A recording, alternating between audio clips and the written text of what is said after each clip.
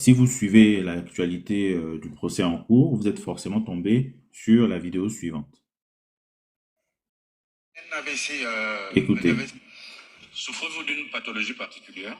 Bon, j'avais fait un AVC en 2021 et un AVC ischémique, donc qui avait laissé des séquelles qui m'obligent à avoir une aération cervicale. Oui. C'est-à-dire qu'il y a une assistance, comment dire, une assistance respiratoire. Voilà, tous les deux fois par mois, normalement, je dois passer 2 heures sur les appareils juste pour aérer le cerveau. Parce qu'en fait, le cerveau ne s'aère plus très bien. Il n'y a pas eu une ventilation. Une ventilation cérébrale, en fait. Cérébrale. Voilà.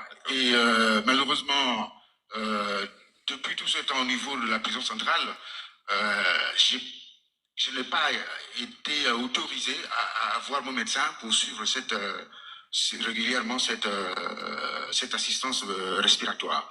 Et ça, c'est vraiment un sérieux problème parce que j'ai dû faire beaucoup de me réadapter au niveau physique, au niveau alimentaire, au niveau de sport pour pouvoir tenir dans les conditions d'incarcération que vous l'ignorez pas, Monsieur le Président. L'absence de cette pratique vous a causé quelques dommages? Les dommages, on arrive à les gérer, mais c'est complètement difficile. Vous imaginez. Vous apportez préjudice? Bien sûr, bah oui. Monsieur le Président, c'est de l'aération cervicale, c'est vital. C'est-à-dire que si je suis debout devant vous, oui, c'est parce que je suis convaincu, c'est la grâce de Dieu. C'est la grâce de Dieu. J'ai fait plusieurs fois par mes conseils, l'intermédiaire de mes conseils, avec dépôt de dossiers médicaux auprès du juge d'instruction, demande de mise en liberté provisoire pour pouvoir accéder aux soins. À plus de, enfin, ils sont là, ils peuvent vous témoigner, ça a été rejeté jusqu'à maintenant. Disposez-vous, pensez-vous que vos facultés mentales, ou du moins avez-vous des difficultés, quelconque problème psychologique ou mental? Non, sur ce côté, vous pouvez vous en rendre compte vous-même. Je suis présent devant vous. Donc vous disposez de vos facultés aussi bien psychologiques que mentales, vous permettant donc de subir ce procès? Exact. La seule difficulté que j'ai ici, c'est que je n'ai pas eu techniquement le temps de préparer, dans la mesure du possible, mon procès avec les professionnels qui devaient m'assister pour l'assistance, puisque nous sommes interdits d'accès ou de contact ni avec nos familles, ni même avec nos avocats, ni avec nos médecins. Jusqu'à présent, où je me présente devant vous, on m'ouvre de la cellule où je suis enfermé 24 heures sur 24 depuis que nous y sommes incarcérés. Pas d'interaction ni avec les co-détenus, ni avec la famille, ni même avec les avocats, ni avec les médecins. Nous en parlerons dans l'examen du fond du dossier, les conditions d'incarcération. Voilà, donc le seul handicap que j'ai là, c'est le handicap technique, parce que je n'ai pas préparé mon audience avec mes conseils. Mais je peux m'en sortir. Le peu que je pourrais. Vous êtes assisté? Oui, je suis assisté de 3 conseils. Vos conseils, est-ce que c'est vous-même qui préparez le procès? C'est vrai que vous devez le faire de concert avec vos conseils. Mais comment me défendront-ils s'ils n'ont pas eu même on n'a jamais eu l'occasion de discuter avec les conseils? Souffrez-vous d'une pathologie? Donc, vous venez d'écouter ce témoignage scandaleux, hein, qu'on se dise les choses, scandaleux. Mais je ne vais pas à ce stade-là faire de commentaires. Je vais simplement, comme je vous ai indiqué tantôt, développer avec vous un certain nombre de choses par rapport à un article qui a été écrit en février 2024 par le professeur James, qui est ancien doyen de la faculté de droit de l'UEB, le professeur Jean-Claude James, donc qui a écrit un article sur le système pénitentiaire dont on va lire rapidement et succinctement certaines parties pour vous édifier l'ensemble de l'opinion publique gabonaise ou même internationale, pourquoi pas, sur les droits des détenus, les catégories de détenus dans les prisons gabonaises, les règles de sécurité, la répression disciplinaire quand effectivement dans ces prisons-là, il se passe des choses pas bien, on va dire, les conditions de détention au Gabon, le contrôle des prisons, le contrôle extérieur surtout, et enfin les recours dont peuvent bénéficier les détenus, en tout cas au regard de ce que les textes disent. Donc si on regarde l'article du professeur James, on peut commencer effectivement à partir de la page 6 rapidement, réglementation générale et droits des détenus. Donc il nous est dit ce qui suit. Au-delà des textes qui garantissent de manière parcellaire des conditions de détention compatibles avec un minimum de respect de la dignité humaine, il est important de relever que l'action des ONG locales a fortement contribué à promouvoir les droits fondamentaux dans les prisons gabonaises. Donc, orientation, affectation et transfert des détenus. Le Code de procédure pénale et les textes spécifiques en matière pénitentiaire consacrent le principe de la séparation des détenus dans des quartiers ou sous-quartiers distincts en tenant compte naturellement de leur sexe, de leur âge, de leur catégorie pénale, des motifs de leur détention, des exigences de leur traitement, leur état de santé et leur personnalité. Donc ça, ce que je suis en train de lire là, ça doit faire écho au témoignage qu'on vient d'écouter. Cette affectation en fonction des catégories est renforcée par l'institution de prison pour enfants. Ces derniers, donc les enfants, sont en principe, dans tous les cas, séparés des adultes pour tenir compte de leurs besoins particuliers en fonction naturellement de leur âge, de leur personnalité, du type d'infraction ainsi que de leur état physique ou mental.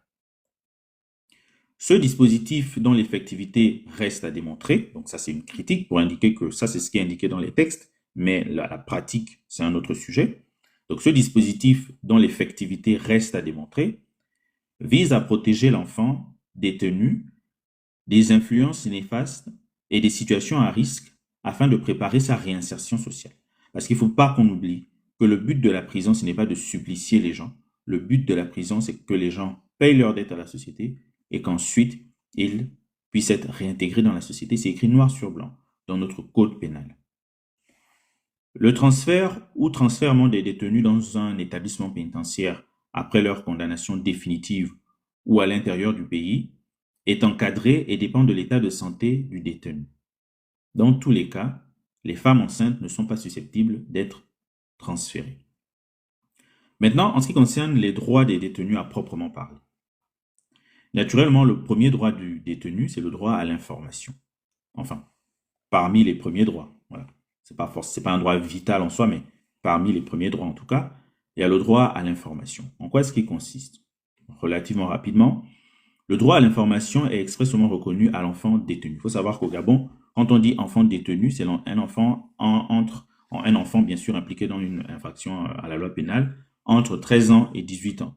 Parce que avant 13 ans, donc entre 0 et 18 ans, il y a une forme d'irresponsabilité pénale, c'est-à-dire que si entre 0 et 13 ans, on est impliqué dans une infraction à la loi pénale, il ne va pas y avoir de poursuite, en tout cas sur le plan pénal. Sur le plan pénal, ce qui peut être fait, c'est des mesures de protection. Donc j'ai bien dit sur le plan pénal, ça ne veut pas dire que sur le plan civil, la victime ne peut pas réclamer des dommages-intérêts. Ça, c'est un autre sujet. Donc quand on parle d'enfants détenus au Gabon, ce sont bien les enfants entre 13 et 18 ans. Donc le droit à l'information est expressément reconnu à l'enfant détenu. Il a notamment le droit d'être informé sur l'actualité par la lecture des publications et l'accès à des émissions de radio ou de télévision.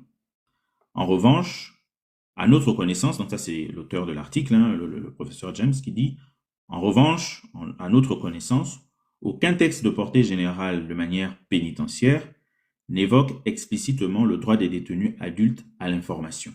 Donc ça c'est un vrai sujet. Pourquoi est-ce qu'il n'y a pas un texte qui dit explicitement que les détenus majeurs, les détenus adultes, donc plus de 18 ans révolus en tout cas, ont eux aussi le droit à l'information?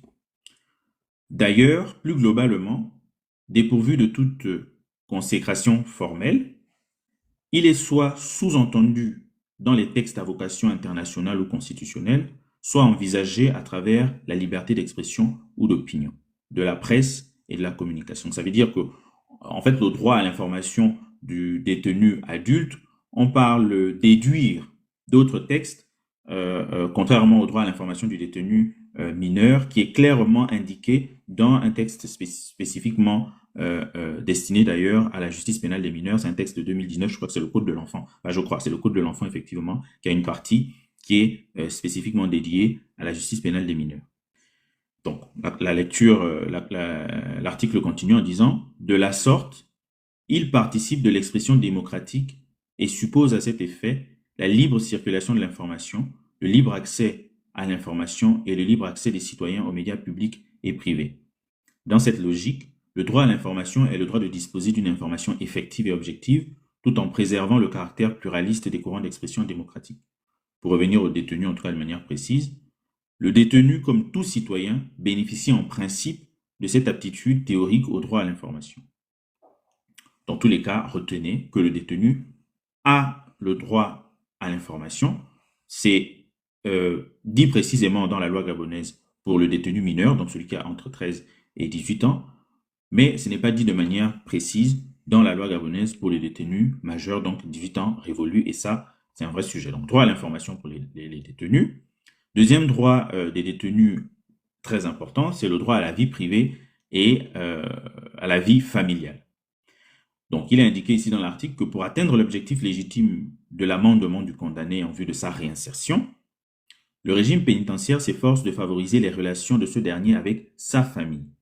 Pour tous ceux qui sont là depuis le début, on a écouté un témoignage. Il faut toujours rapporter justement ce que nous sommes en train de lire là au témoignage de quelqu'un qui a été détenu préventif, en tout cas jusque-là, puisque c'est maintenant qu'il passe devant la juridiction de jugement, la formation de jugement, qui a été détenu préventif jusque-là et qui nous témoigne des conditions dans lesquelles justement il a été. Donc on dit que le régime pénitentiaire s'efforce à favoriser les relations de ce dernier avec sa famille et ses amis. Vous voyez, c'est très large. Sa famille et ses amis. Là, c'est vraiment le contenu le droit à la vie privée et à la vie familiale.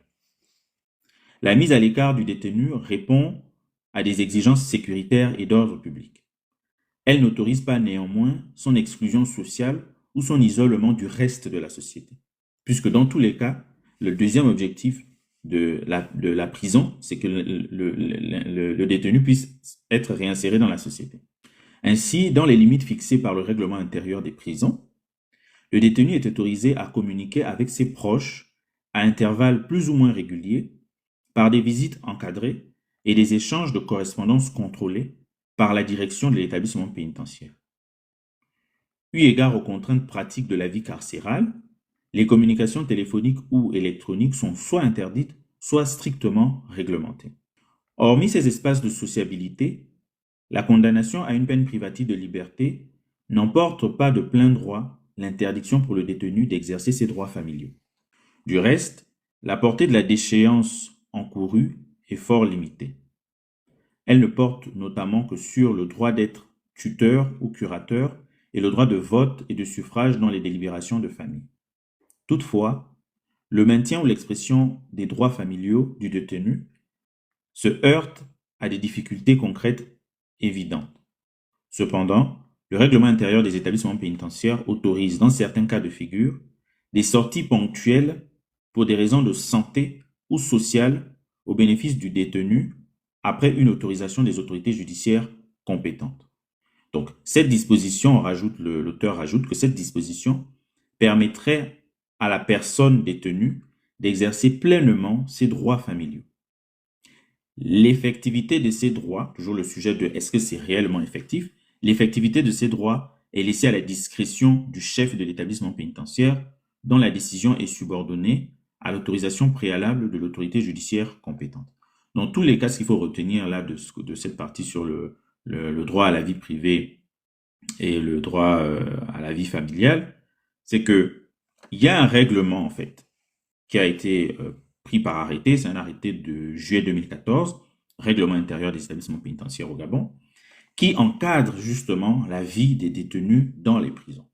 Donc, il faut toujours faire le lien entre les règles qui sont indiquées dans ce règlement-là, dont le droit à la vie privée ou le droit à la famille, et le témoignage que je vous ai fait écouter en début de live, pour voir effectivement le fossé qu'il y a entre ce qui est dit et ce qui est réellement fait.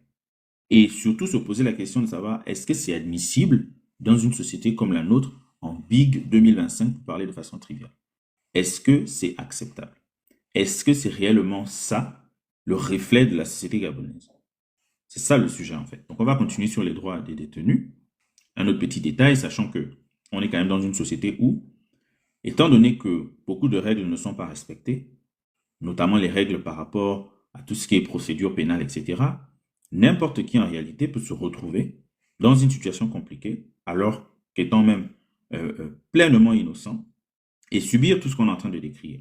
Parce que beaucoup de gens se disent parfois que bon, voilà, Qu'est-ce qu'ils font là-bas? C'est qu'ils ont certainement des choses à se reprocher et que donc ce qu'ils sont en train de subir là-bas, c'est certainement justifié. Mais la réalité, c'est que, comme on va le voir un peu plus loin, vous n'avez pas idée de combien de fois, en réalité, dans les prisons gabonaises, il y a plus de personnes qui sont en détention préventive, c'est-à-dire en attente d'un jugement, donc pas encore reconnues comme étant coupables, que de personnes qui sont effectivement en train de purger une peine. Et ça, c'est d'ailleurs, dans cet article-là, le professeur le pointe, c'est une des raisons d'ailleurs de la surpopulation carcérale. C'est-à-dire qu'il y a des gens qui sont en prison, qui sont en attente de jugement, qui sont en prison parce qu'il y a une enquête contre eux qui est en cours, mais ils bénéficient quand même du principe de la présomption d'innocence. C'est écrit noir sur blanc dans nos lois, article 3 notamment du Code de procédure pénale, il me semble, en tout cas, allez vérifier. Donc ces personnes-là sont innocentes, en fait. C'est le principe, en tout cas, de ce qui est indiqué dans les textes. Et donc, vous comprenez que si aujourd'hui il y a une surpopulation carcérale, une des raisons, c'est pas la seule, une des raisons, c'est que il y a trop de personnes qui sont encore présumées innocentes, qui sont incarcérées en attente d'un jugement. Est-ce que c'est admissible? À vous-même de vous faire votre propre opinion. Donc, le troisième droit, en tout cas, dont l'article parle ici, c'est le droit au travail. Donc, le travail pénitentiaire ou pénal constitue l'une des activités principales réglementées auxquelles s'adonnent les personnes détenues. Le régime du travail pénal obligatoire est organisé par la loi du 29 décembre 1984, dont les dispositions ont été reprises pour l'essentiel par l'arrêté dont je vous parlais, l'arrêté du 15 juillet 2014, sur le règlement intérieur des établissements pénitentiaires. C'est important vraiment qu'au sortir de cela, là, vous reteniez cet arrêté. Parce que cet arrêté, c'est le texte qui encadre comment les choses doivent se passer à l'intérieur des prisons. Donc, il est hors de question qu'il se passe des choses en prison qui ne correspondent pas au texte de cet arrêté. Donc, pour poursuivre sur le droit au travail, par ailleurs, le Code de procédure pénale prévoit que les détenus de droit commun sont soumis à l'obligation du travail en prison, destinée à préserver leur dignité humaine et à éviter la récidive en favorisant la réinsertion. Le refus de travailler, la mauvaise volonté à la tâche ou le rendement insuffisant du travail expose le détenu récalcitrant ou peu dévoué à des sanctions disciplinaires. L'article 2, alinéa 2 de la loi du 29 décembre 1984 assimile les détenus politiques condamnés en même temps pour des infractions de droit commun connexes à des détenus de droit commun et dès lors contraints au travail pénal par l'article 3 de la loi. Bon, en gros, ce qu'on comprend de ce droit au travail, c'est que ça concerne essentiellement les détenus de droit commun, c'est-à-dire les gens qui sont en prison pour des infractions, on va dire, classiques, des infractions courantes, contrairement à des gens qui sont en prison pour des infractions spécifiques. Très concrètement, le procès qui est en cours d'ailleurs concerne des infractions spécifiques. Donc, ceux-là, par exemple, ne seraient pas, je dis bien au conditionnel, si jamais ils étaient condamnés et détenus à la suite de cette condamnation-là, ils ne seraient pas, donc au conditionnel, des détenus de droit commun. Les détenus de droit commun, c'est vraiment les infractions classiques du style vol, braquage, ou je sais pas, voilà, des infractions classiques comme ça. Donc on fait la distinction justement entre ce type de détenus-là. Dans tous les cas, seuls les détenus condamnés, donc pas les détenus préventifs, c'est-à-dire pas ceux qui sont en attente de jugement, pas ceux qui sont encore soumis à la présomption d'innocence, ceux qui ont été effectivement condamnés, qui sont véritablement en train de purger une peine, et dont l'aptitude physique et mentale aura été déterminée par un médecin agréé, sont soumis au travail pénitentiaire. Ils bénéficient normalement de dispenses au travail pénal s'ils invoquent des raisons de santé attestées par une prescription médicale. On va continuer sur la suite parce que le paragraphe sur le droit au travail est quand même assez conséquent. Je pense que c'est suffisant comme ça comme information pour vous. Si vous voulez la suite, n'hésitez pas à aller regarder, comment dire ça, notamment si vous voulez savoir comment est-ce que ils perçoivent leur salaire par rapport à ce travail pénitentiaire, etc. N'hésitez pas à aller lire l'article sur le système pénitentiaire. Vous tapez simplement sur Internet système pénitentiaire gabonais, Jean-Claude James, vous tombez normalement dessus. Donc il y a naturellement le droit à la santé aussi, hein, les instruments, les textes juridiques internationaux consacrent le droit de tout citoyen, y compris les personnes détenues, à accéder aux soins de santé. Donc, faites toujours le lien avec le témoignage qu'on a écouté tout à l'heure.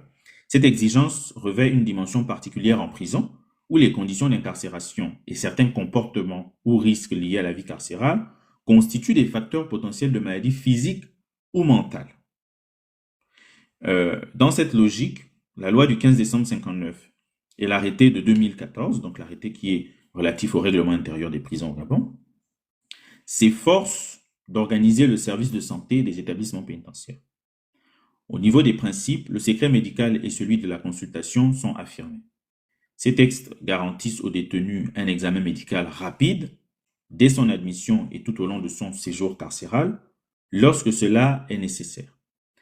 Il s'agit d'une mesure préventive et de protection générale de la santé des détenus.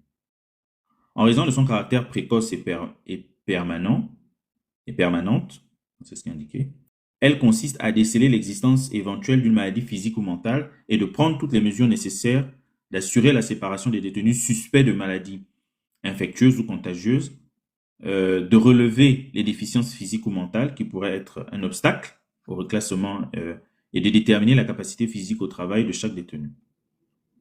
Il convient d'ajouter le droit des détenus malades et ceux qui le souhaitent d'être quotidiennement consultés ou visités afin de recevoir des soins appropriés. Les détenus dont l'état de santé requiert des soins spéciaux, le détenu dont l'état de santé requiert des soins spéciaux a la possibilité d'être transféré dans une structure hospitalière ou sanitaire adaptée à la nature et à la gravité de sa pathologie. Naturellement, cette ambition légitime se heurte à la dure réalité des prisons. On y déplore l'absence de matériel médical, l'insuffisance ou l'irrégularité du personnel de santé et l'indisponibilité des médicaments pour soigner des détenus malades. Sans grande surprise, même dans la vie civile, on va dire, ou dans la vie classique, ces questions-là déjà se posent à plus forte raison en prison. Le modèle économique retenu fait supporter une partie du coût des soins médicaux dispensés en milieu carcéral par le budget de l'État. L'autre partie est laissée à la charge du détenu lui-même ou plus généralement de sa famille. Les témoignages et rapports d'associations font état de difficultés rencontrées par de nombreux détenus pour accéder rapidement aux soins médicaux, faute de ressources financières. Le détenu a également des droits civils et politiques. Donc, hormis les droits de famille qu'on vient d'examiner, l'effectivité des droits politiques et des autres droits civils en milieu carcéral mérite d'être questionnée. Ce qui est intéressant avec cet article, c'est qu'il ne se limite pas seulement à dire le détenu a droit à ceci et la loi dit ça, donc effectivement c'est un droit. Non. Il va plus loin en interrogeant est-ce que c'est effectif? Et en mettant tout ça en perspective avec les rapports faits par des associations, les témoignages faits par des familles, des associations, des ONG à l'échelle nationale ou même à l'échelle internationale, ce qui nous permet de comprendre concrètement. Ce qui est intéressant en plus avec cet article, c'est que c'est très récent. Il a été publié, comme je vous ai dit, en février 2024. Donc là, très sincèrement, aujourd'hui, au 15 novembre 2025, c'est c'est un article qui nous permet d'être très près de la réalité, en fait. Aujourd'hui, nous sommes en train de parler au 15 novembre 2025, même si on n'y est pas en prison pour le constater de ses propres yeux. Il est indéniable que l'exécution d'une peine privative de liberté limite fortement l'exercice des droits personnels des détenus. Il suffit de songer au droit à la vie privée, à la liberté de mouvement, de réunion ou d'association, et même à certains égards à la liberté d'expression. Cependant, les détenus conservent le bénéfice de leurs droits fondamentaux, consacrés par les textes nationaux, régionaux et internationaux, qui ne sauraient être suspendus ou altérés en dehors de toute justification légale ou contrainte inhérente à la spécificité du milieu carcéral. À cet égard, seule une condamnation à la réclusion criminelle emporte de plein droit interdiction d'exercer les droits civiques, civils et de famille énoncés à l'article 18-4 du Code pénal gabonais. Donc là, ici, il explique bien que sur le sujet des droits civils et politiques, donc les droits civils et politiques, c'est liberté d'expression, liberté de se réunir, liberté, droit à la vie privée, etc. Il faut bien que les choses soient bien claires. Évidemment, en prison, on n'y va pas pour pouvoir... c'est pas le club med en prison, hein, voilà, c'est pas les vacances non plus. Donc, bien sûr que tout le monde reconnaît qu'en prison, on ne peut pas exercer librement le droit de s'exprimer, le droit à la vie privée ou le droit de s'associer, etc., comme si on était dehors. C'est pas ça le sujet. Ça, on est tous d'accord là-dessus. Qui plus est, pour des personnes qui sont condamnées, par exemple, à la réclusion criminelle. Une réclusion criminelle, par exemple, qui implique aussi l'interdiction d'exercer les droits civiques, civils et de famille. Mais dans tous les cas, il reste quand même que les détenus ont certains droits civils et politiques qu'ils peuvent continuer à exercer. Et donc, ils continuent en disant La première conduit à reconnaître une simple faculté au juge correctionnel de prononcer la déchéance des droits civils et politiques. La deuxième concerne le domaine de l'interdiction. Il ne s'étend pas au-delà des droits limitativement énumérés à l'article 18-4 précité. Dès lors, les détenus peuvent librement exercer les autres droits fondamentaux ou droits de l'homme traditionnels. Il s'agit par exemple de la liberté de penser, la liberté d'expression ou la liberté d'opinion. Les détenus sont particulièrement protégés contre les atteintes à leur intégrité physique ou morale. Est-ce que des témoignages que vous entendez de toutes les personnes qui ont été détenues dans les prisons gabonaises, est-ce que de ces témoignages-là, il en ressort que l'intégrité physique et l'intégrité morale de ces gens est préservée? Vous avez certainement la réponse. Donc, comme on dit, les détenus sont particulièrement protégés contre les atteintes, ça c'est les lois gabonaises qui disent ça, contre les atteintes à leur intégrité physique ou morale à travers la reconnaissance d'un certain nombre de droits spécifiques. Le droit de ne pas être l'objet d'actes de torture ou de traitements dégradants, le droit au respect de la dignité humaine, le droit d'échapper aux discriminations de toute nature, le droit à l'épanouissement personnel. La troisième conséquence a trait à la portée de la mesure d'interdiction légale des droits civils et politiques. Elle ne s'applique pas aux détenus préventifs, sous réserve de quelques aménagements pour assurer leur respect en milieu carcéral. En fait, les détenus préventifs, c'est ceux qui n'ont pas encore subi de, comment dire ça, qui ne sont pas en train de, qui sont en attente de jugement, qui bénéficient encore de la présomption d'innocence. Donc, naturellement, pour eux, les droits civils et politiques sont entiers. Il ne va pas y avoir de restrictions par rapport à l'exercice des droits civils et politiques, étant donné qu'ils ne sont pas condamnés. Qui plus est, ils n'ont pas de condamnation assortie d'une restriction des droits civils et politiques. Donc, bien sûr, pour eux, il devrait y avoir un exercice encore plus large, même si, évidemment, étant donné qu'on est en milieu carcéral, ça ne peut pas se faire comme quand on est dehors, mais il devrait y avoir quand même pour les détenus préventifs un exercice des droits civils et politiques plus large que pour les autres détenus. Naturellement, les détenus, on va terminer sur le sujet des droits et on va passer ensuite aux différentes catégories des détenus.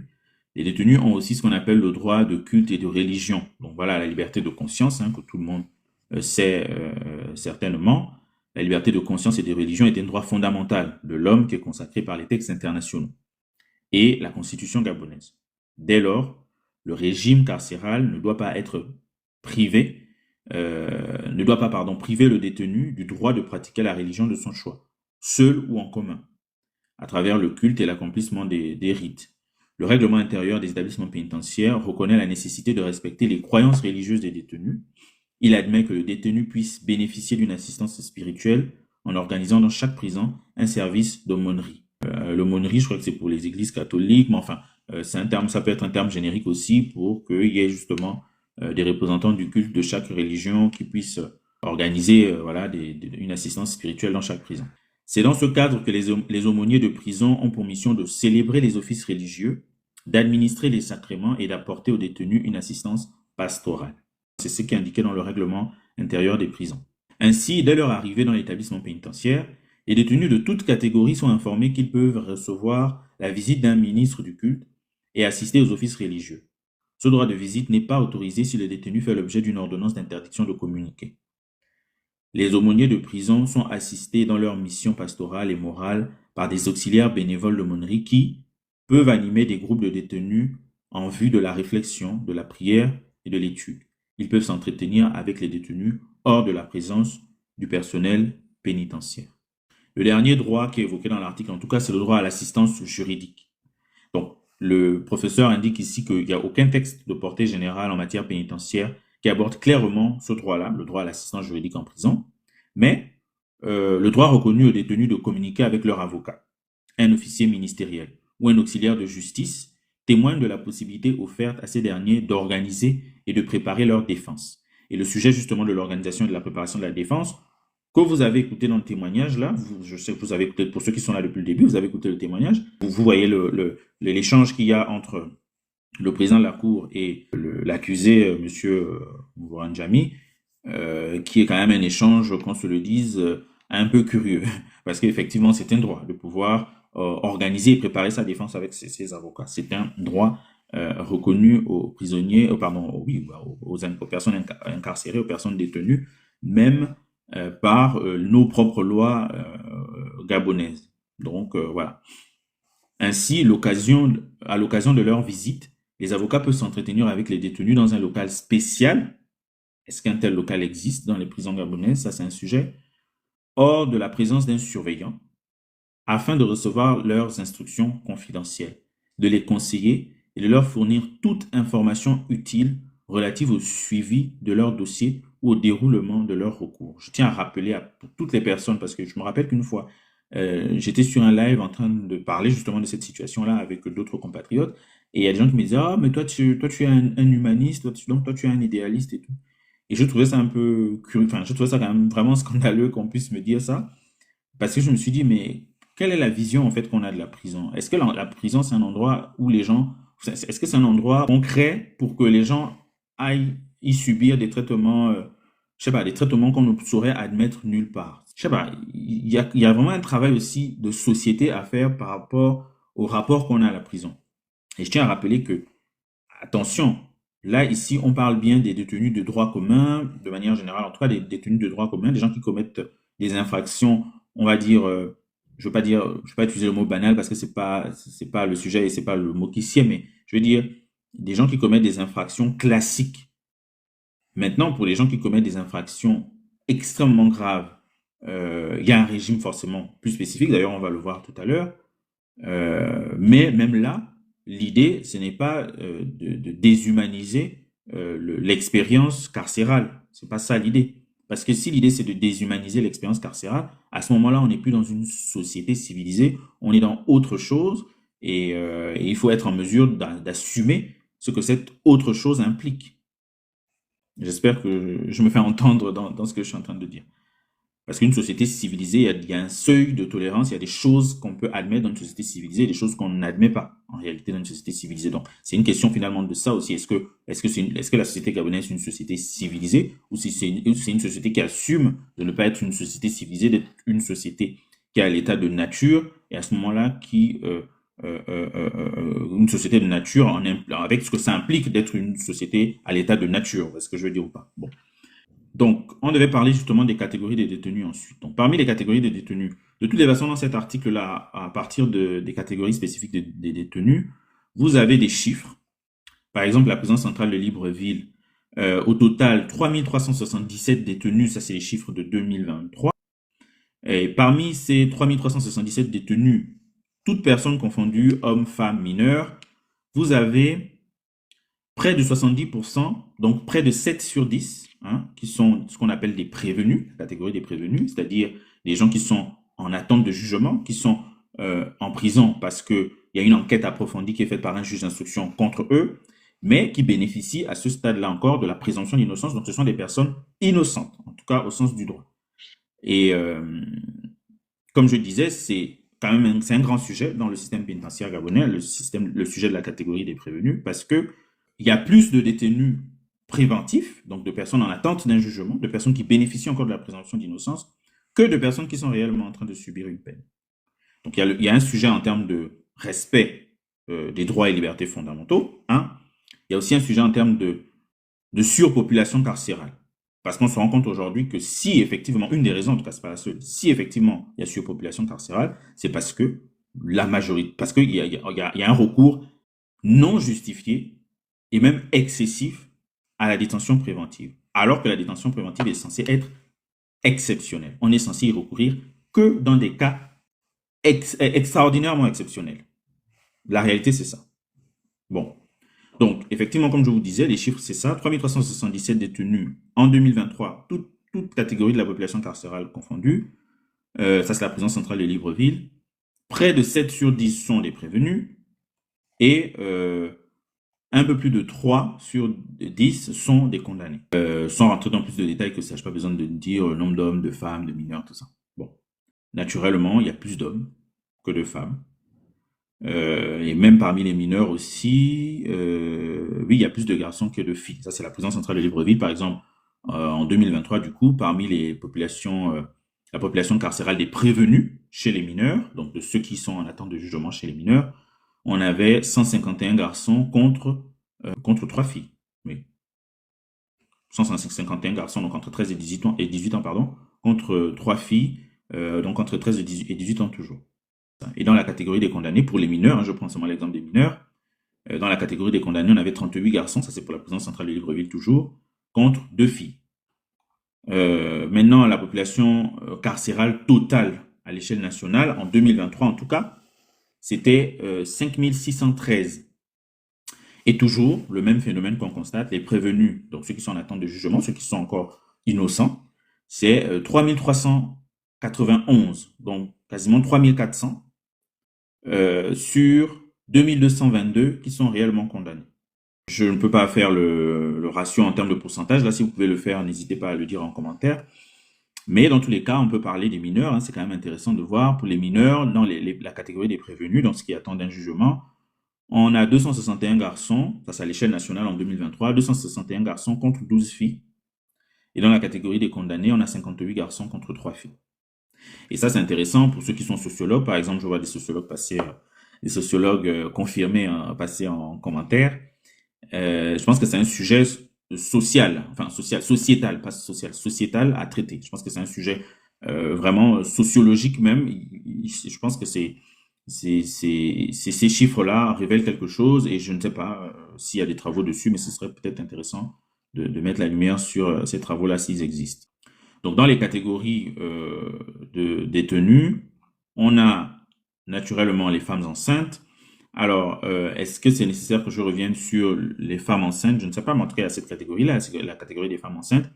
Donc, par rapport au tableau, je vais quand même dire quelques éléments. Par rapport au tableau dont je viens de vous parler, là, les chiffres dont je viens de vous parler, vous avez 183 femmes étaient détenues dans les prisons gabonaises au 31 janvier 2023, soit 3,3% de la population carcérale. Donc, si c'est 3,3% de la population carcérale, vous imaginez un peu. 3,3%, pour ceux qui sont bons en calcul, ça, il nous reste à peu près 97%, c'est ça, 96,5%, 97% de détenus masculins. Donc, par rapport au sujet justement de la criminalité, hein, c'est de ça dont il s'agit, ou en tout cas du non-respect des lois pénales, on peut constater qu'il y a une surreprésentation extraordinairement importante des hommes par rapport aux femmes et des garçons aussi par rapport aux filles.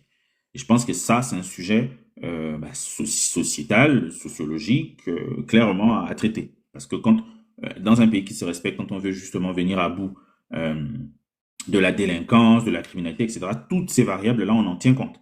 Et on traite justement le sujet en fonction de ces variables-là. Et je trouve quand même extrêmement dommage pour la société gabonaise que des travaux comme ça, par exemple, ne soient pas mis en avant. Moi, cet article, ça fait quelques mois que je suis tombé dessus. J'ai même fait quelques vidéos en rapport avec ce que j'ai découvert dans cet article-là.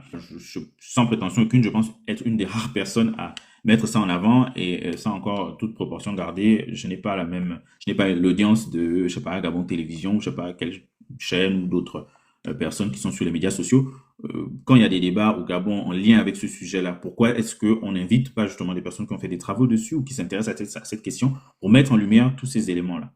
Donc, pour revenir très spécifiquement aux femmes enceintes et jeunes mères, donc voilà, elles représentaient au 31 janvier 2023 3,3% de la population carcérale. Il n'a pas été possible de déterminer le nombre de femmes enceintes et de jeunes filles mères en 2023, s'il vous plaît. Donc, il n'a pas été possible de déterminer le nombre de femmes enceintes et de jeunes filles mères au moment de leur incarcération.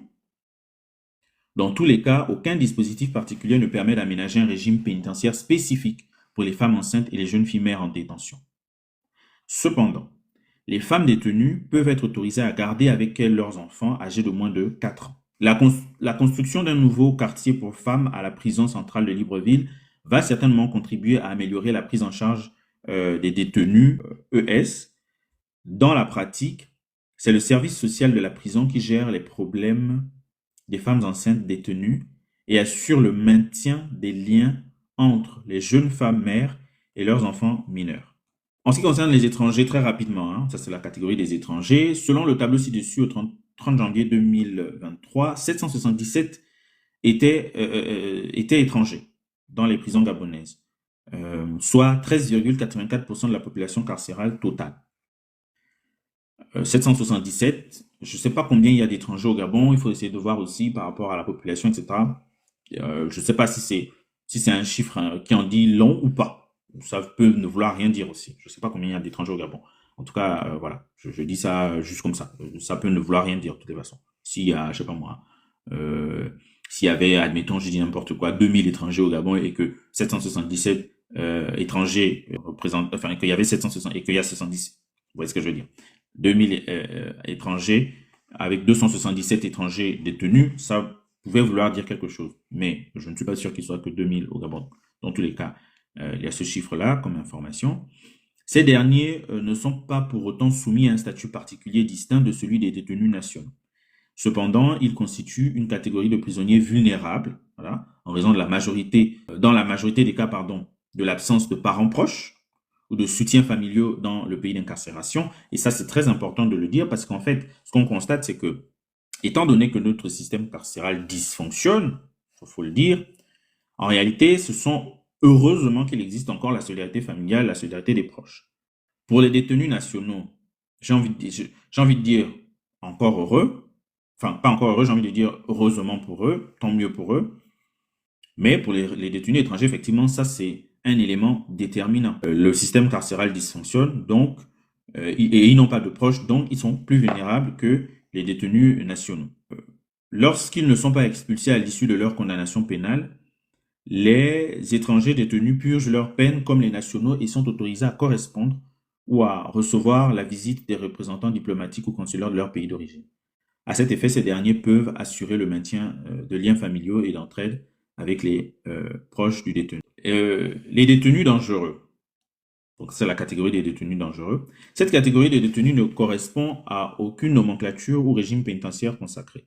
La notion de détenu dangereux, la notion de détenu dangereux n'est pas spécialement définie. Elle transparaît cependant dans les dispositions pénitentiaires relatives à l'intégration des détenus dans les quartiers distincts de l'établissement. Ainsi, dans la limite des possibilités et capacités d'accueil, les détenus pour délit doivent être séparés des détenus pour crime, ce qui est logique, et particulièrement de ceux pour crime de SANG. On est sur TikTok, il y a des mots que je ne peux pas prononcer. Toujours dans la mesure du possible. Alors, cette expression dans la mesure du possible, elle veut dire ce qu'elle veut dire. Hein? On est au Gabon. Bon. Les condamnés à la réclusion ou à la relégation sont détenus dans des locaux distincts et nettement séparés des autres quartiers. Donc, ce sont les condamnés pour les crimes les plus graves, naturellement. Bien entendu, cette noble ambition se heurte aux difficultés pratiques d'hébergement en milieu carcéral où les capacités d'accueil sont largement dépassées. Comme l'atteste le tableau ci-dessous, elle permet en outre d'écarter cette catégorie de détenus du travail pénitentiaire à l'extérieur de la prison. Il me semble, on va confirmer ça tout de suite, les chiffres en fait des tableaux qu'on vient de voir, ils indiquent quelque chose. Ils indiquent par exemple que pour la prison centrale de Libreville, par rapport aux places, pour une place, on a 8 personnes, 8 détenus. C'est ça en fait ce qu'il faut retenir pour vous montrer le degré de surpopulation. Est-ce que vous vous rendez compte?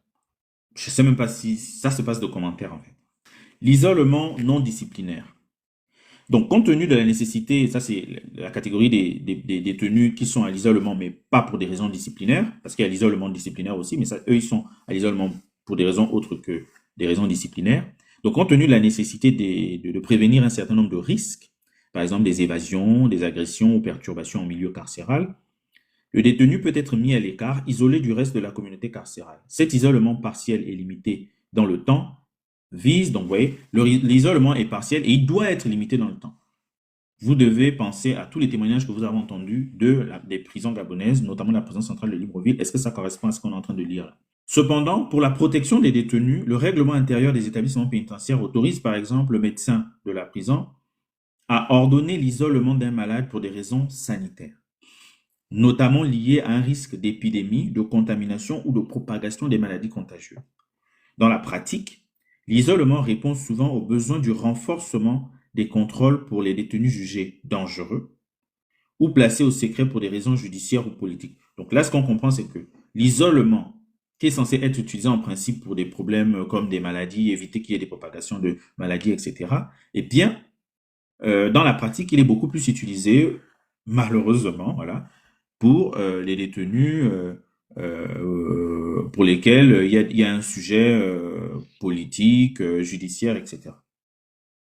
Ces derniers sont privés de visite et interdits de contact avec l'extérieur, à l'exception de leur avocat. Mais enfin, à l'exception de leur avocat, on n'en est pas sûr parce qu'on a, par exemple, quand même des témoignages qui font remonter que même pour les avocats, notamment pour préparer la défense, c'est extrêmement compliqué, voire impossible dans certains cas.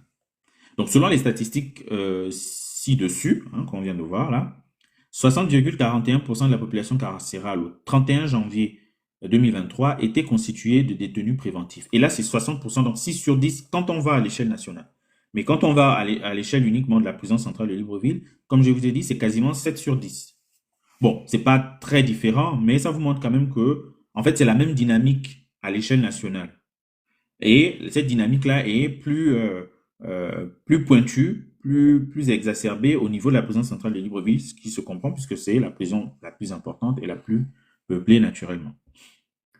Donc pourtant, malgré ce pourcentage anormalement élevé, c'est pas moi qui le dis, vous voyez, malgré ce pourcentage anormalement élevé, les prévenus ne bénéficient pas, en tant que tels, d'un statut pénitentiaire dérogatoire. Alors, pourquoi est-ce que les prévenus devraient bénéficier d'un statut pénitentiaire dérogatoire? Quand on dit dérogatoire, c'est-à-dire un statut pénitentiaire qui répond à des règles différentes que les règles habituelles, par rapport aux règles habituelles. Donc, eux, comme je vous ai dit, ils sont en attente de jugement. Ils sont présumés innocents.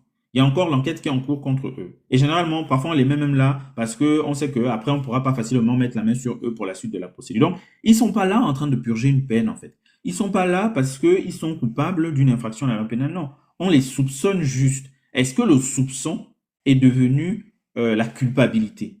Est-ce que le soupçon est devenu la condamnation? Si le soupçon est devenu la condamnation, ok. Mais bon, jusqu'à preuve du contraire, c'est déjà ces deux mots différents et la procédure pénale au Gabon, elle fonctionne par rapport à un certain nombre de principes généraux du droit. Donc, le soupçon n'étant pas la condamnation, ils doivent pouvoir bénéficier d'un traitement dérogatoire, d'un traitement différent, un traitement, j'ai envie de dire, même plus favorable, parce qu'ils ne sont définitivement pas en train de purger une peine, en train de purger une condamnation.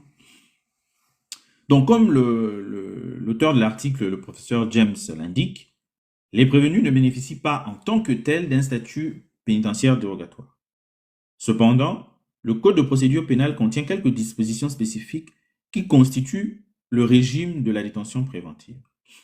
Ainsi, l'article 549 du Code de procédure pénale dit par exemple que les inculpés, les prévenus et accusés soumis à la détention préventive l'exécutent dans un établissement pénitentiaire conformément au texte régissant le régime pénitentiaire.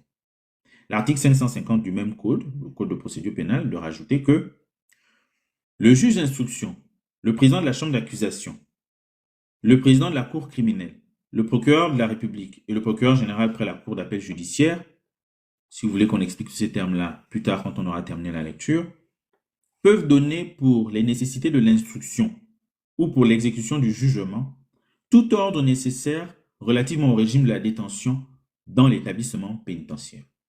Naturellement, le principe de la séparation des détenus préventifs des détenus condamnés est affirmé. Ces deux catégories de détenus-là doivent être séparées. Concentrés sur leur stratégie de défense, les détenus préventifs ne sont pas astreints au travail pénitentiaire. Et même lorsqu'ils acceptent de faire du travail pénitentiaire, ils ne peuvent pas être employés à des travaux ou formés en dehors de l'établissement pénitentiaire. On va aborder rapidement les règles de sécurité, ensuite la répression disciplinaire. Donc, parmi les règles de sécurité, vous vous doutez bien qu'il y a des contrôles. Je ne vais pas rentrer dans les détails parce que ça risque d'être long après. Donc, il y a des contrôles, il y a des fouilles, ça c'est les règles de sécurité en prison. Et il y a aussi ce qu'on appelle des moyens de coercition et de contrainte, c'est-à-dire, on va dire, des punitions en gros, pour faire simple vraiment. Des punitions en gros dans le cadre de la vie carcérale lorsque certains, bien sûr, ont des comportements en prison qui ne sont pas acceptables.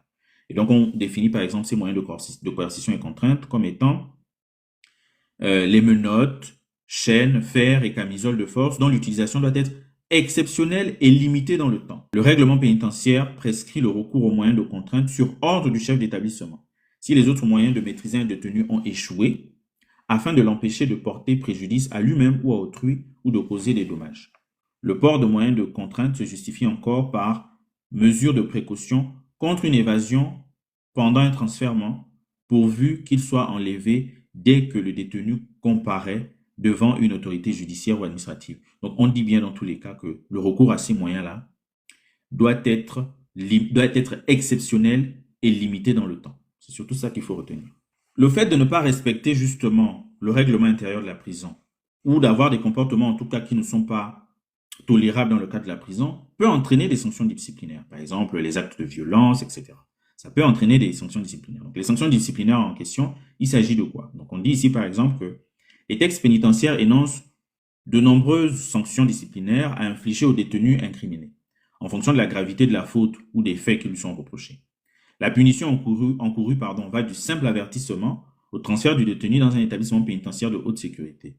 Les sanctions les plus usuelles, ou en tout cas les plus utilisées et adaptées au milieu carcéral sont, en dehors de l'isolement en cellule disciplinaire, la privation de visite, la privation de couloir, la privation de vivres ou d'argent en provenance de l'extérieur, la privation de correspondance et l'exclusion provisoire du travail pénitentiaire.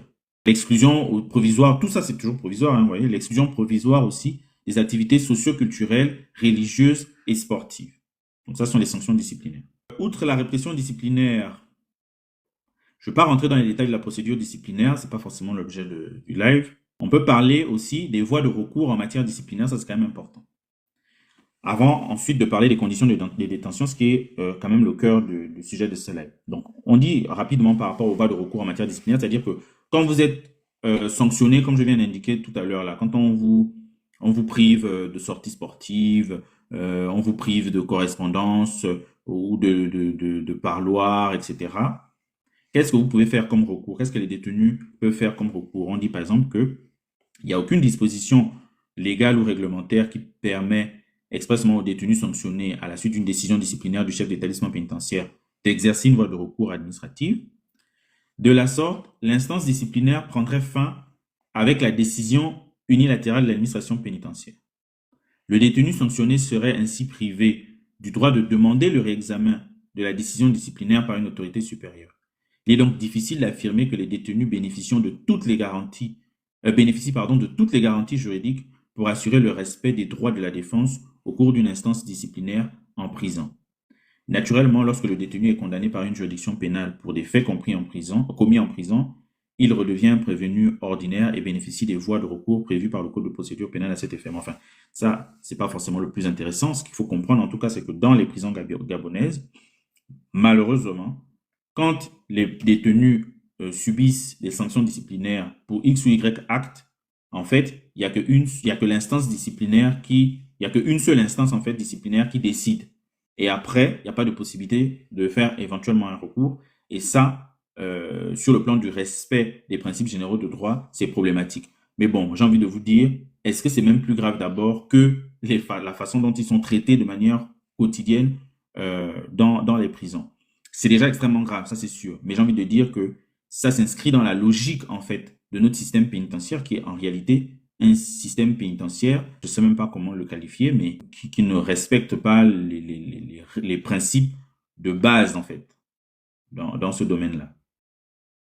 Donc, par rapport aux conditions de détention, c'est un petit paragraphe qu'on va lire rapidement. Les conditions matérielles de détention suscitent au Gabon comme ailleurs beaucoup d'inquiétudes et d'interrogations sur le sens, voire l'efficacité de la peine de prison. Et vous n'avez pas besoin de faire énormément de recherches sur ce sujet. Il n'y a qu'à voir dans les quartiers, presque tout le monde est unanime sur le fait que les gens vont en prison. Et en fait, quand ils reviennent de prison, ils sont plus problématiques qu'avant qu'ils n'y aillent. Ça veut bien dire que cette façon de faire là, cette façon de fonctionner dans notre système pénitentiaire n'est pas efficace. En effet, construite initialement pour une capacité d'accueil de 300 places, au 30 janvier 2023, la principale prison du pays, donc la prison centrale de Libreville, comptait 3377 détenus, dont les 2/3 sont constitués de prévenus. Selon les statistiques présentées dans le tableau dont je vous ai parlé plus haut, ces détenus sont répartis sur une vingtaine de compartiments ou quartiers, entassés, c'est le cas de le dire, hein, c'est le mot qui est choisi d'ailleurs par l'auteur de l'article, entassés dans des cellules ou dortoirs, favorisant la promiscuité et la cohabitation des délinquants primaires avec les récidivistes. Cette configuration carcérale fait peser de graves risques pour la santé et la dignité des détenus dans des espaces contigus, vétustes, insalubres pour l'essentiel et surpeuplés. Il convient cependant de relativiser ce tableau sombre. On relève en effet la construction récente d'un compartiment moderne réservé aux détenues femmes. Alors, moi, je ne peux pas relativiser ce tableau sombre parce que c'est vrai, effectivement, c'est intéressant de construire un compartiment moderne réservé aux femmes, mais il ne vous aura pas échappé, si vous suivez le live depuis le début, que les femmes ne constituent pas le contingent le plus important des détenus. Donc, je ne dis pas qu'il ne faut pas construire un compartiment pour les femmes pour désengorger, pour s'assurer qu'elles puissent avoir effectivement un espace digne sur le plan humain. C'est le sujet de l'humanité ici. Les prisons doivent être humaines. Mais je pense qu'il y a un vrai travail déjà à faire sur le plus gros contingent, c'est-à-dire quasiment 97% des détenus à l'échelle nationale, c'est-à-dire les hommes. Donc, bon. Sur un plan plus général, au 30 janvier 2023, les prisons du Gabon accueillaient 5613 détenus dans l'ensemble des établissements pénitentiaires du pays. Les tableaux et statistiques dont on a parlé plus haut rendent compte de la situation et de l'évolution de la population carcérale. De toutes les façons, on a déjà parlé de ces tableaux-là. Alors, je ne sais pas si c'est nécessaire de parler du contrôle extérieur des prisons, mais bon, on va essayer d'en parler rapidement et parler du droit au recours, et après, ce sera fini. Donc, à côté des inspections menées en interne par les services compétents, des contrôles extérieurs des prisons sont diligentés par des autorités et des organisations totalement étrangères à l'administration pénitentiaire du Gabon. La pratique de ces contrôles extérieurs vise à rompre avec la promiscuité légendaire et le secret traditionnel qui entoure la vie carcérale et les conditions de détention. Ainsi, le Code de procédure pénale prescrit aux autorités judiciaires le soin d'effectuer à intervalles réguliers des visites dans les établissements pénitentiaires. L'objet de ces visites consiste à vérifier la conformité de la situation pénale des détenus avec la législation en vigueur et les décisions judiciaires. À cette occasion, l'examen de la situation individuelle des détenus peut révéler des injustices ou des incarcérations abusivement prolongées. Si vous regardez mon contenu, vous avez vu une vidéo où je parle justement d'un jeune qui a été placé en détention préventive pour une affaire de vol à 20 ans et qui est sorti de la détention préventive 10 ans plus tard à l'âge de 30 ans alors qu'il était complètement innocent puisqu'il a été relaxé. Donc ces cas-là, ce ne sont pas des cas anecdotiques, c'est-à-dire que c'est pas des exceptions. Non, c'est plus courant que ce qu'on ne le pense. Et ça en dit long effectivement sur l'extrême gravité du fonctionnement de notre système pénitentiaire. Sans oublier des pratiques intolérables au regard des droits de l'homme. Par ailleurs, des organisations internationales, régionales ou multilatérales ont vocation, en vertu des textes qui les instituent, de lancer des missions d'inspection dans les États membres afin d'examiner l'état des prisons, d'y observer les conditions de détention et leur compatibilité avec les standards internationaux, sur la base desquelles elles formulent des recommandations. Le but poursuivi est de préserver l'intégrité physique et morale des détenus, en particulier contre les mauvais traitements, les actes de torture ou les conditions carcérales assimilables à de tels actes, en conformité avec les instruments internationaux, en tout cas les textes internationaux régionaux de protection des droits de l'homme. C'est dans ce contexte, c'est pour ça que je voulais lire cette partie-là, que la Commission africaine des droits de l'homme a réalisé une mission de promotion des droits de l'homme au Gabon du 13 au 18 janvier 2024. Donc c'est très récent. Cette mission avait notamment pour objectif de visiter les prisons et les autres centres de détention afin de prendre connaissance des conditions de détention des personnes incarcérées. Il en est résulté une série de recommandations. Il suffit de rappeler par exemple la prise en charge des infractions mineures par la médiation pénale et la prescription de la détention préventive comme ultime recours en vue de réduire la surpopulation carcérale. Vous voyez, par exemple, là, la mission de la Commission africaine des droits de l'homme, là, elle suggère, enfin, ça me semble logique, hein. Je pense qu'on n'a même pas besoin de suggérer une telle chose, on n'a pas besoin de faire une telle recommandation, c'est tellement logique.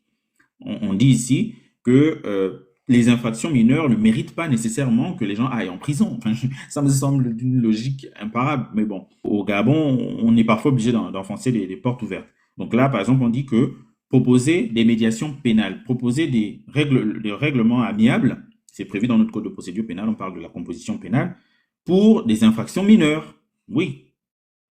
Et pour tenter de réduire la surpopulation carcérale, la détention préventive doit être le dernier des recours. Et c'est ce qui est même prévu par la loi. Mais on constate effectivement, du fait de cette surpopulation carcérale et de tous les autres traitements inhumains et dégradants que les gens subissent dans les prisons gabonaises, que justement le recours à cette détention préventive n'est plus quelque chose d'exceptionnel.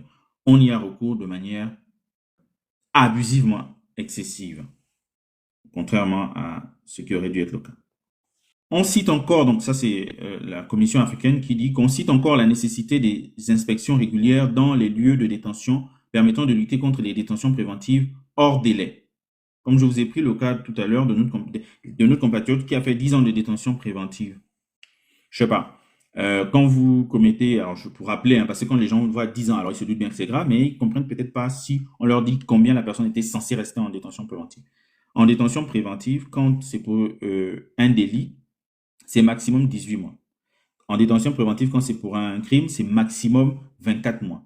Donc ça veut dire que là, on a un compatriote, par exemple, qui est resté en détention préventive, largement même au-dessus du délai légal maximum pour les crimes.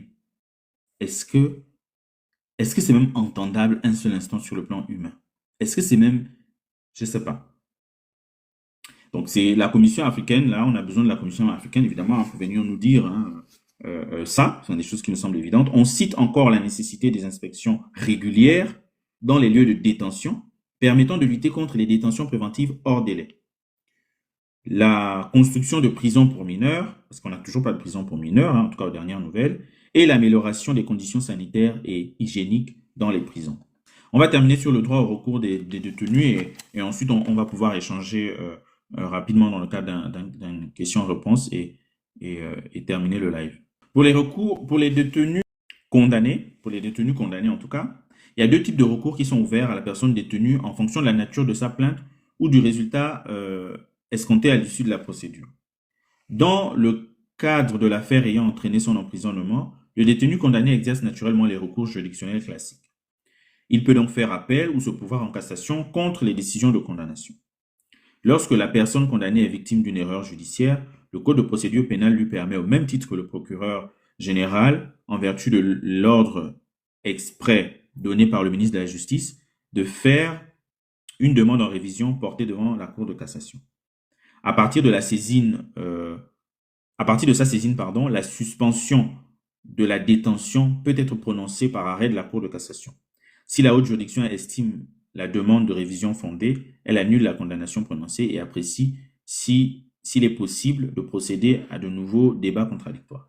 Mais si l'annulation du jugement ou de l'arrêt à l'égard d'un condamné vivant ne laisse rien subsister à sa charge qui puisse être qualifiée de crime ou délit, aucun renvoi n'est prononcé. De la sorte, la personne condamnée par erreur se voit allouer des dommages-intérêts en raison du préjudice que lui a causé la condamnation en application de l'article 497 du Code de procédure pénale. Pour les détenus préventifs, donc le détenu préventif dirige ses recours dans deux directions. Il dispose d'abord d'un recours juridictionnel. C'est dans ce cadre qu'il tente d'obtenir sa mise en liberté provisoire dès lors qu'il estime que sa détention préventive ne se justifie pas ou est abusive. D'ailleurs, en parlant de liberté provisoire, vous avez eu un exemple, vous avez eu une illustration d'ailleurs très médiatisée. Hein, d'ailleurs, aujourd'hui, s'il y a un procès par contumace dans cette affaire-là, c'est parce que les illustres détenus préventifs en question ont bénéficié justement d'une mise en liberté provisoire. Donc c'est intéressant de parler de ça parce que ça permet d'illustrer, en fait, de donner l'exemple de le recours justement dont peuvent bénéficier les détenus préventifs. Ils peuvent demander une mise en liberté provisoire. À partir du moment où ils estiment que la détention préventive qu'ils subissent ne se justifie pas ou est abusive. Et d'ailleurs, dans beaucoup de cas, il y a certains qui peuvent même pas, là je parle de l'immense majorité des détenus préventifs au Gabon qui n'ont pas de nom, qui n'ont pas de relation, qui ne sont pas connus, qui n'ont pas la possibilité d'activer tel ou tel levier. Dans l'écrasante majorité de ces cas-là, les mises en liberté provisoire sont soit refusées systématiquement, soit impossibles parce que des dossiers disparaissent. Voilà, dans les bureaux, voilà, les dossiers des gens disparaissent. On va savoir pourquoi. Ça, c'est un autre sujet. Et c'est surtout pour ces gens-là, en réalité, que je fais ce live et que ce live, je vais le rediffuser sur mon compte YouTube Parce qu'en réalité, le sujet du fonctionnement de notre système pénitentiaire, ceux à qui cause le plus de tort, eh bien, comme d'habitude, c'est ceux qui n'ont rien. Pour parler de façon triviale, ceux qui n'ont pas de relation, qui n'ont pas de nom, c'est surtout à eux en réalité qu'il faut penser. Donc, il est dès lors fondé, le détenu préventif, à s'adresser au juge d'instruction qui a rendu l'ordonnance de placement en détention préventive, parce qu'effectivement, quand on part en détention préventive, c'est le juge d'instruction qui décide, dans la majorité des cas en tout cas. Il peut également, pour obtenir la mise en liberté provisoire, saisir la chambre d'accusation de la cour d'appel ou la juridiction de jugement. Parallèlement à ce besoin légitime de se présenter libre devant la juridiction de jugement, se greffe logiquement la volonté du détenu préventif de rassembler tous les moyens juridiques en vue d'anéantir les charges qui pèsent sur lui au cours de l'audience correctionnelle ou criminelle. Dans tous les cas, le détenu préventif ou condamné peut demander la désignation d'un avocat commis d'office. De la sorte, il est autorisé à recevoir des visites de son avocat et à s'entretenir avec lui en toute confidentialité en vue de préparer sa défense. Et pour terminer, un recours de nature administrative est ensuite ouvert aux détenus préventifs. Ça, c'est quand même intéressant aussi de souligner ce recours administratif-là, donc un recours contre les représentants de l'État, pour parler simplement. Il concerne en particulier l'octroi d'une indemnité à la suite d'une détention préventive abusive. En effet, le Code de procédure pénale gabonais, et ce recours est très important parce que, étant donné l'écrasante majorité des détentions abusives qui existent au Gabon, en réalité, les tribunaux gabonais, enfin les juridictions gabonaises devraient être envahies, inondées de recours pour détention préventive abusive, normalement. Et peut-être que si on frappe à la poche de l'État, peut-être que ça peut faire bouger les choses. En réalité, c'est ce qu'il devrait y avoir. Il devrait y avoir un mouvement massif pour demander justement, pour faire des recours administratifs, pour demander justement un paiement de dommages, une indemnisation pour des détentions préventives abusives. Donc en effet, le Code de procédure pénale gabonais comporte une section intitulée de l'indemnisation à raison d'une détention préventive. L'article 146 du Code en question dispose que une indemnité peut être accordée à la victime d'une détention préventive lorsque la procédure a été clôturée à son égard par une décision de non-lieu, de relax ou d'acquittement ayant acquis l'autorité de la chose jugée, et s'il est établi que cette détention lui a causé un préjudice moral ou matériel manifestement anormal et particulièrement grave.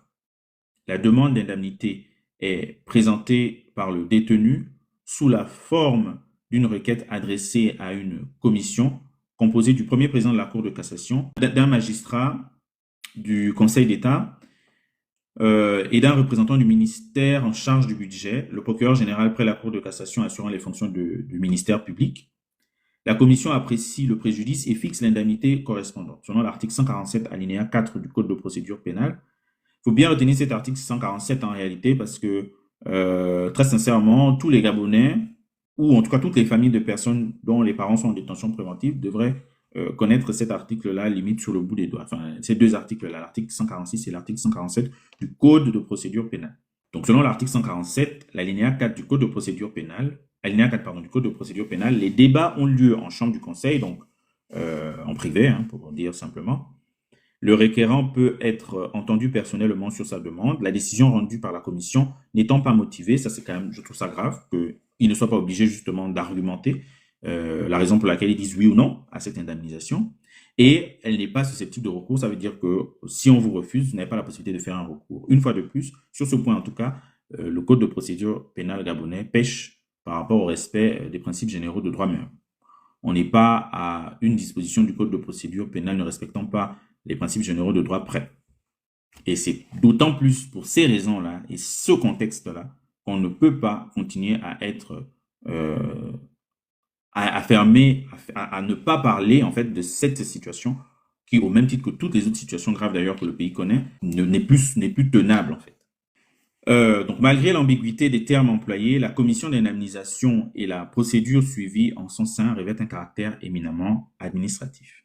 Donc j'ai terminé. Il y a plein d'autres sujets. Je pense que j'aborderai ces autres sujets une autre fois. Il y a par exemple la question des peines alternatives et des aménagements de peines privatives de liberté. C'est-à-dire que dans cette partie-là, l'auteur essaye d'expliquer qu'en 2019, effectivement, il y a eu une réforme du code de procédure pénale gabonais Je crois qu'il y a eu la réforme. Alors, la réforme du code pénal gabonais date de quand? De 2020, non? En tout cas, il y a eu une réforme aussi du code pénal gabonais de 2020, oui. Et en fait, ces réformes-là ont permis, sur certains points, pas tous, mais sur certains points, les dispositions du code pénal et les dispositions du code de procédure pénale à s'aligner sur un peu ce qui se passe en France, par exemple, par rapport aux peines. Les peines en matière pénale, c'est plus seulement aller en prison, mais il y a aussi la possibilité, par exemple, les travaux d'intérêt général, les sanctions réparation, etc. Mais malgré ça, il y a quand même un recours abusif, enfin pas abusif, mais un recours toujours trop élevé aux peines privatives de liberté, donc à la prison, alors qu'il y a ces autres peines alternatives qui existent là. Et il y a aussi peut-être un sujet de moyens, peut-être que les magistrats, les juridictions n'ont pas suffisamment de moyens pour faire appliquer ces mesures alternatives là, qui non seulement pourraient être beaucoup plus efficaces, notamment pour les infractions mineures, et aussi aideraient à désengorger justement les prisons par rapport à la question de la surpopulation carcérale. Mais enfin bref, comme d'habitude, c'est pas appliqué. Le problème au Gabon, c'est pas toujours les textes, même s'il y a quand même certains problèmes, comme je viens de vous indiquer là, le recours administratif là dont je viens de vous parler. C'est pas normal que les juges qui rendent cette décision ne soient pas obligés d'expliquer pourquoi ils disent oui ou non à l'indemnisation, et qu'en plus derrière la personne n'ait pas la possibilité de se retourner. Donc c'est tout ou rien en fait. C'est qui tout double. Tu joues ta vie en une fois, et puis si c'est pas bon, bah c'est mort. C'est quand même grave. Le principe du double degré de juridiction, c'est un principe général de droit. On doit toujours avoir la possibilité de faire un recours, c'est garanti, même par la constitution gabonaise, par les textes internationaux, mais bon, là, on ne respecte pas ce principe-là. Bref. Mais comme je disais, au-delà de ces problèmes-là qu'on peut avoir dans les textes gabonais, il y a beaucoup, beaucoup de textes gabonais qui, en réalité, n'attendent qu'une seule chose, être appliqués.